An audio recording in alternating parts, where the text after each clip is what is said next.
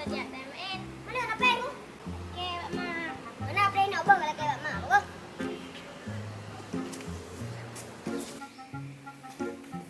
Mak. Kita. Bukan main. Kupeng leka. Main lu. Murah walau budak. Kalau kepeng ke kamen ke? Biar main lain dah. Kita lagi play hari Pak.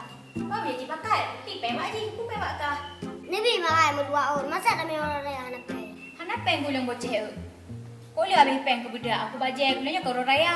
Kacamata jam dia kau abdul siapa yang nak peng lah? Aku berada nak pen. Kelong mana? Berdua orang. Alah itu hana mi, hana kajak tahu, hana le perlem. Ni mak kau le perlem ke? Nak ada kue.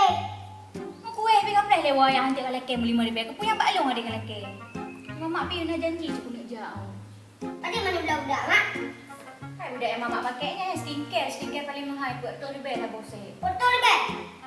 Kelong nak lepu mak. Beri mau mengalung re. Budak yang bertangan yang aku dibanyan. Lipnya atan. Robrelong merasa. Kelong lepu. Yang budaknya nya cikanya yang budak kampung empang semennya nah. Yang enggak betul hidupnya. Yo lain belum buat bro aku. Baik pakai arai ro bak perikahnya. Tidak bulan dah habis ro lantah. Ni bi mah mana gua bayar tu. Pandai dia cok. Kurang mandum dia talong dia belum lah. Hai bocah hai. Munya kape bak mama. Yang kata mama yang nyekah pelai kape hati wayah kalake. Bukan lake bak lu. Menancik ada albak kah? Mesti kajak penggah. Mana mungkin kajak ke mama. Bak kah lah. Pelai lihat hati wayah. Dong ai kau nak penggah.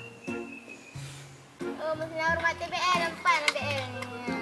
Ke mana mak beli? Itu tak kape ayam ada ro lu boleh pe. Oh gua bayar. Kalau dia cok.